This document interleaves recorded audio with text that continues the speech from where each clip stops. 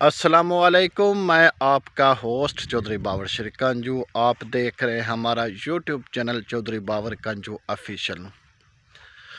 अज ना काफ़ी दिनों तो मैं सोचता रहा भी एक स्टोरी बनानी है। स्टोरी बड़ी दिलचस्प है। वो अंदर भी घर किनू नहीं प्यारा होंदा, भावें वो अंदर कुल्ली कखा दी क्यों ना होवे ते घर घर ही हुंदा है। ते शाम नू बंदा जितनी दूर गया होवे ना, चाहे उनकी कुल्ली कखा दी होवे भावें शीश महल होवे, वो बंदा वो या आंदा चल यार मैं ना शाम नू अपने घर ही जाना है।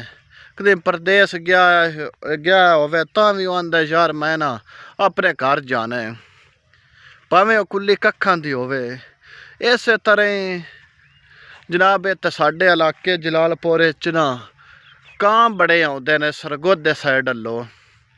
सरगोधे कां बड़े आउंदे, यानी कि कम दा कम जेह्ड़े कान ना वो 40-50 किलोमीटर फैसला तय करके सुबह उत्थों आउंदे ने उड़ के जलालपुर इत्थों। क्यों इत्थे ना छैलड़ बड़े ने, मुंजी दा कम बड़ा हुंदा है। इत्थे पिड़ां दे विच आके चुगदे न, दाना दुनका चुग के ये शाम नू फिर वापस चले जांदे ने। क्यों ये जांदे ने, जांदे इस तो क्योंकि इन्हां दा घर हुंदा है। वो किवें एक मैं मिसाल अगे भी तुहानूं दित्ती भी घर घर ही हुंदा है, भावें कुल्ली कक्खां दी होवे। क्योंकि राना न रात नू उत्थे जाके हुंदे आंदे उत्थे कोई ना इलाका चक म्यानी है जां चक म्याना है, उत्थे वांस बड़े ने। उन्हां वांसां ते जाके टकाना करदे ने। उत्थों सुबह सहरी टाइम तकरीबन सरगी टाइम अजाना जिस होंदियां ने उत्थों उड़दे ने। इत्थे आउंदियां नाना सुबह हो जाती है, एवं कुछ हनेरा हुंदा, कां इत्थे आ जांदे ने साडे कोल। ये जलालपुर जांदे ने, जानि कि 40-50 किलोमीटर का तकरीबन फैसला है जिहड़ा तय करके आउंदे ने।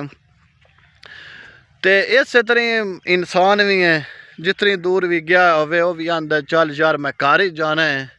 नंदी बड़ी ना एक साडे इलाके परवाज भी कां सवेरे क्यों आउंदे ने ते क्यों जांदे ने, ये इत्थे रह रान खां। ते इवें बंदा अगर मेहनत मजदूरी करन गया वो भी उत्थे रहा रहे, वो भी घर क्यों आवे। घर अल्लाह दे बंदे हर किसी नूं प्यारा बड़ा हुंदा है। घर घर ही हुंदा है, भावें कुल्ली कक्खां दी होवे भावें शीश महल होवे। ते हुण मैं तुहानूं कां वखैना भी जेह्ड़े कां सुबह उड्ड के झुंडा की शक्ल च आउंदे, टोलियां की शक्ल च आ गए। एक सुबह तो ज़्यादातर आउंदे ने टोलियां की शक्ल च, ते जिस टाइम शाम नूं पिछां हटदे न उस टाइम वो कां आपो अपने यानी कि एक करके दो करके टोलियां की शक्ल करके जिमें जिमें दाना दुनका लभदा रजदा खांदे वो निकल जाते हैं। तो हुण तुहानूं मैं कां विखाना भी किवें टोलियां की शक्ल विच जांदे ने तो किवें पिछा वापस ही आउंदे ने। इधर साडे इलाके च आउंदे किवें अपने पिछा सरगोधा नंदा घर ही समझ लो, उत्थे वांसा में नंदी बड़ी रैश उत्थे जांदे ने। आइए हुण तुहानूं मैं विखाना। तो जिन्हें दोस्तों हाले तक साडा यूट्यूब चैनल सबसक्राइब नहीं किया वो सबसक्राइब लाजमी करन। कान है जनाब मेरी, हुण तां एक कां है, ये टोलियां की शक्ल विच जांदे ने जनाब। सुबह आउंदे ने दरियाओ पार, यानी कि सरगोधे उड़ के आउंदे ने साडे जिले हाफजाबाद जलालपुर भट्टियां च आउंदे ने। शाम हो गई है, ये हुण सारे वापसी अपने घरां नूं कां जा रहे ने। ए वेखो सारे अपने सरगोधे पिछा जा रहे ने। सरगोधे चक म्यानी जित्थे नांदे वांस ने, और वांसां यानी कि नांदे अपने घर जा रहे ने। हटो सो लै आइए इत्थे बाय जासी। कां है ये भी एक हो के लगा जाता, ये भी पिछा अपने घर सरगोधे नूं जा रहा है। ये भी दरियाओ पार है, तकरीबन 40-50 किलोमीटर फैसला है। इन्हें भी तय करके इन्हें भी शाम नूं उत्थे अपड़ना है, सुबह इन्हें भी उत्थे वापसी आनी है। मुख्तलिफ एक दो करके गुजर रहे हैं।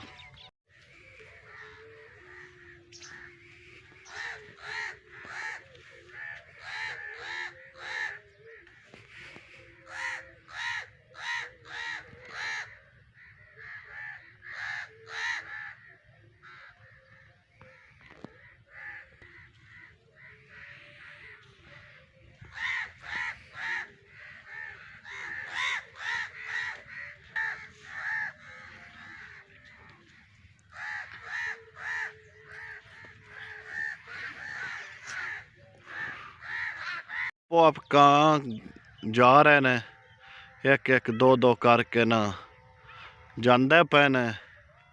ਇਹਨਾਂ ਵੀ ਅੱਲਾ ਕਰਨਾ ਸ਼ਾਮ ਨੂੰ ਆਪਣੇ ਘਰ ਅੱਪੜ ਹੀ ਜਾਣਾ, ਸੁਬਹ ਇਹਨਾਂ ਫਿਰ ਵਾਪਸੀ ਆ ਜਾਣਾ।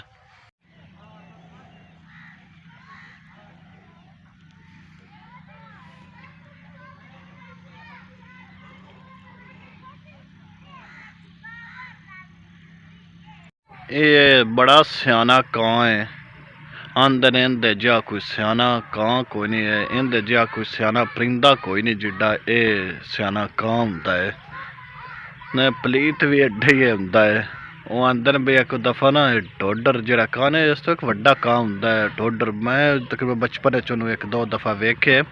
वो वड्डा वो मरन लगा आया तो उन्होंने इन्होंने सारे कोल सद के नसीहत की भी जो कोई वट्टा फद्दा लगे ना जमीन तो उन्होंने उड़ जाया करो।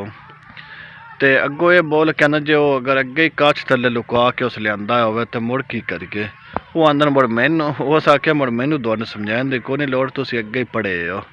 ये वो कान है, तुम वेख सकते वट्टा फद्दा लगता पहले उड़ जाता या उगर दे उड़ जाता। अज तक किस मार नहीं खाधी, जे मार किसे खाधी है उन्होंने जाने कि बड़ी तकीद नाल उन्होंने किसे मारे, वरना ये मर नहीं सकता। ये वो कां जो बच्चों को टुक्कर भी खो लेंदे पिछे रोंदा रहिंदा बाल ते मावां मगर हुंदियां।